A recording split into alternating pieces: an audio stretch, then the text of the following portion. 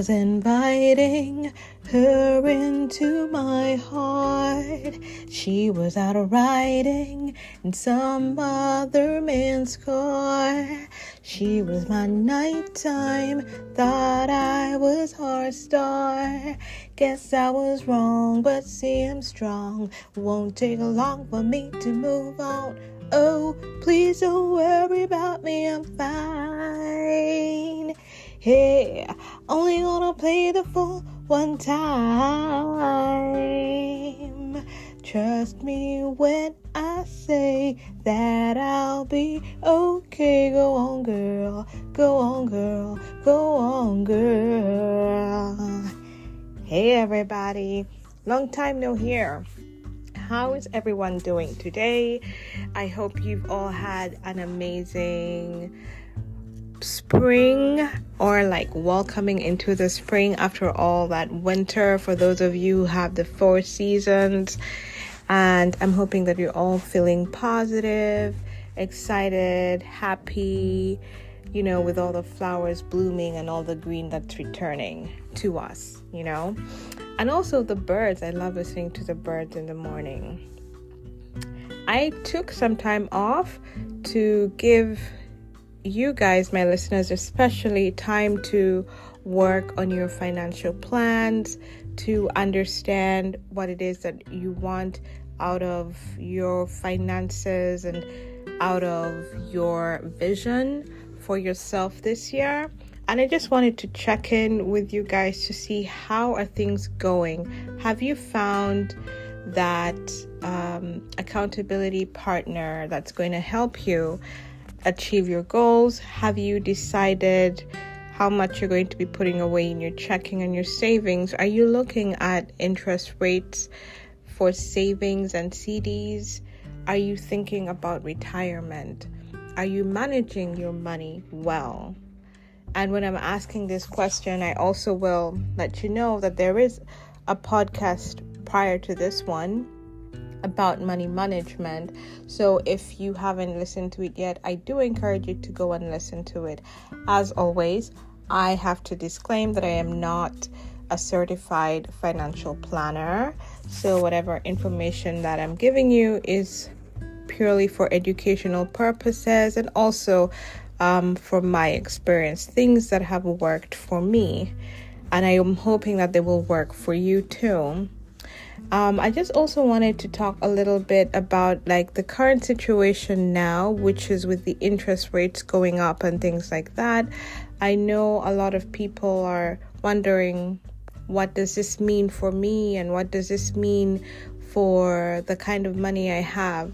The one thing that I will say is, with the rates now, it's really good for you to start thinking about saving, or not just thinking, but actually taking the action to put money aside in a high interest savings account. So a high yield savings account, and this would be accounts that have high APYs. I'm not sure you will be able to find 2-digit interest rates for savings, but you'll definitely get something that's like 4% plus if you look. And I just encourage you to also use your instincts when you are putting your money away in your savings. Don't save all your money and have no money to take care of your daily needs. So you really have to understand what your financial profile is. What are the things that you spend your money on? How much do you need to live on a day-to-day basis? And we are always trying to avoid living from paycheck to paycheck, or living in the negative at the end of the month, So this is why it's really important for you to like really sit down and assess your financial health.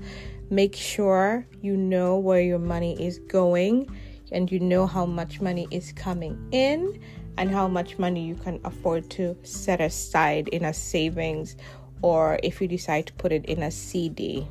And like I said in the previous episode, if you didn't catch it, is that CDs are they're definitely different from savings accounts. And there are options for people who can afford to put money aside without worrying about touching it in the immediate future. And like you might know, different institutions have different CD rates and terms. There are some which are short-term CDs, like for 6 months, and then there are others which are longer-term CDs that spread over years. Maybe just one thing to know is that sometimes the longer you put your money in the CD, you don't get as high of an interest as if you put it in the midterm duration or period. So just keep an eye for that, and always look on the difference between what you're getting for the annual percentage yield and the monthly interest, because they are two different numbers. One compounds and the other is a total at the end of the year. So keep that into account and make sure you understand how much you're actually going to be saving or getting as interest earned at the end of your term. So if you're the kind of person who has extra money to put aside after you have been able to take care of things like your bills, your groceries, your house, if you're paying the rent or your property taxes, your credit card debt, if you have that, and anything extra that you really, really need, if you're able to take care of that and you still have extra money that you don't need to put into a savings, you can put that money into a CD with a high interest, and that will make your money work harder for you than it would in a savings or a checking account. Okay, I also wanted to emphasize that you should always make sure that you have a target of why you are doing this and how much you are looking to save or accumulate, and make these targets reasonable to you. I will always emphasize this. What someone else is doing does not have to be what you are doing. What they set for themselves as a target is not something that you should consider as your successful target, because we are each different. We each spend money differently and relate with money differently. So my needs are not going to be the same as my neighbor's needs or my husband's needs or my children's needs. So you have to take all that into perspective. So when you set your target and you achieve it, you have the option of raising your target or starting afresh with a totally different target. And this is why I always encourage people to look at the full picture. And then I know that at some point I will obviously be talking about portfolios, understanding what your portfolio is, how to make sure your portfolio is performing well. And when I talk about portfolio, it doesn't necessarily mean only stocks. It's really everything that makes your financial picture.